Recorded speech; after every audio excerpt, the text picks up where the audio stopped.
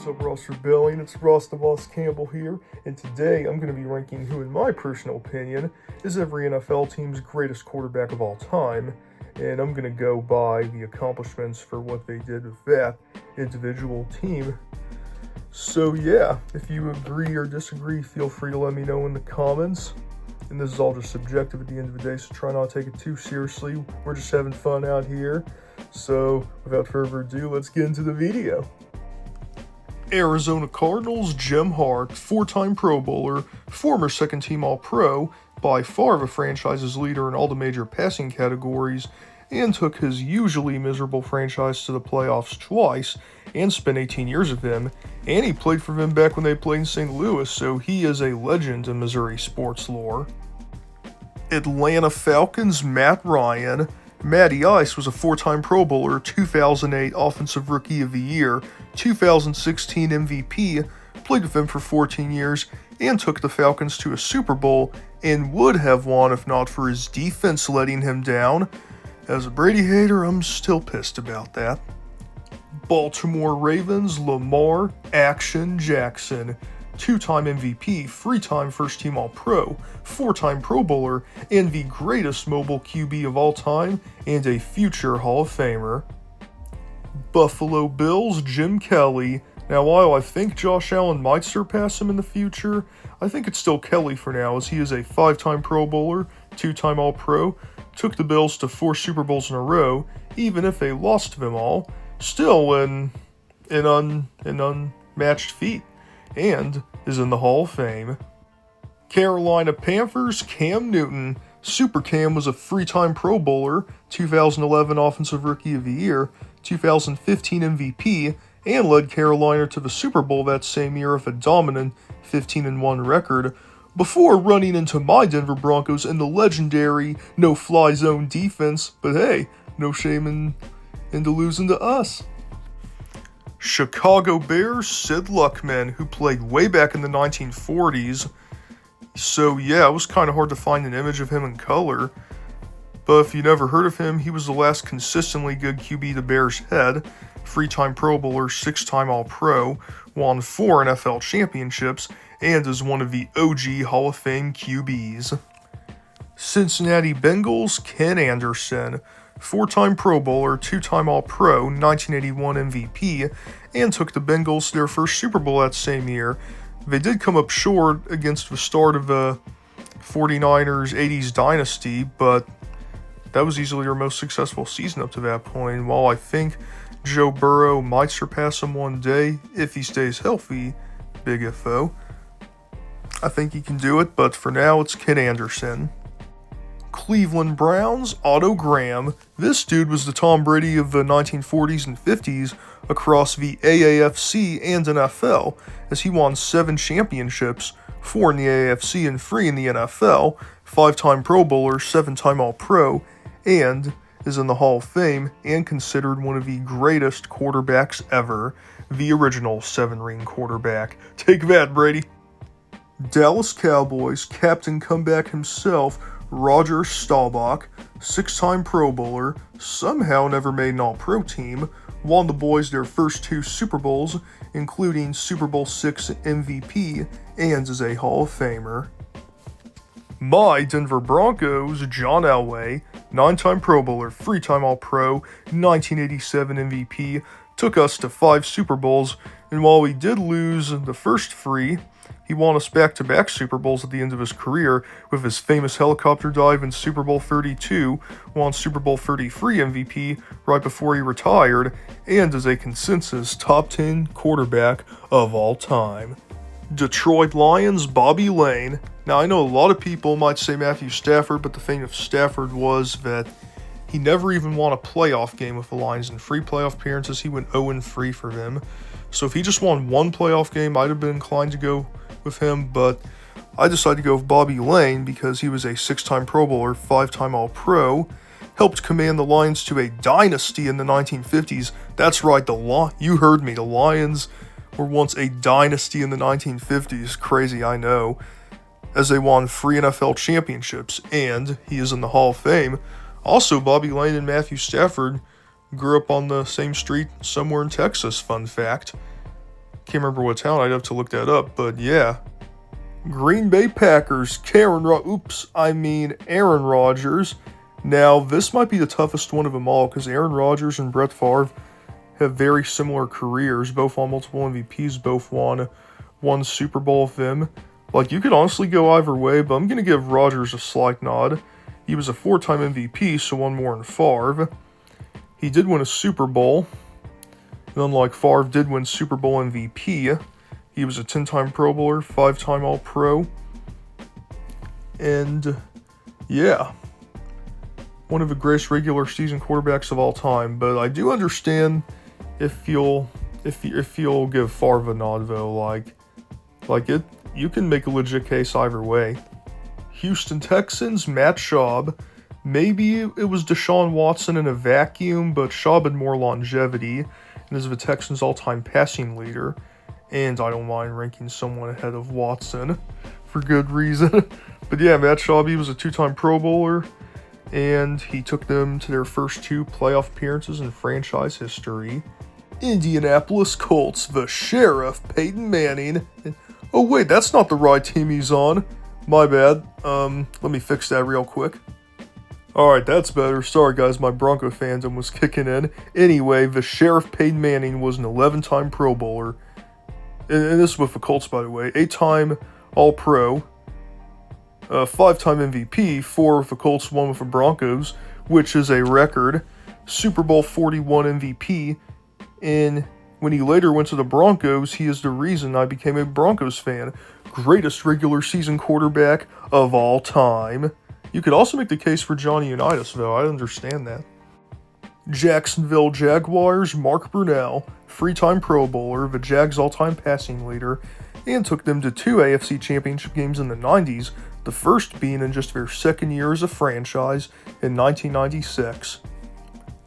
Kansas City Chiefs, Patrick Mahomes, He was a 6-time Pro Bowler, 3-time All-Pro, 2-time MVP, 3 Super Bowl wins, and 3 Super Bowl MVPs. Now, if you'll excuse me, I'm gonna throw up. Las Vegas Raiders, Ken Stabler, 4 Pro Bowls, 2 All-Pros, 1974 MVP, and won the Raiders their first Super Bowl in Super Bowl 11, and is in the Hall of Fame. Los Angeles Chargers, Dan Fouts. Now, many might give it to Phillip Rivers, but I give Fouts the slight edge, as he was a 6-time Pro Bowler, made 4 All-Pro teams, Took the Chargers close to the Super Bowl twice in the early 80s, probably the greatest QB to never make a Super Bowl, and is a Hall of Famer.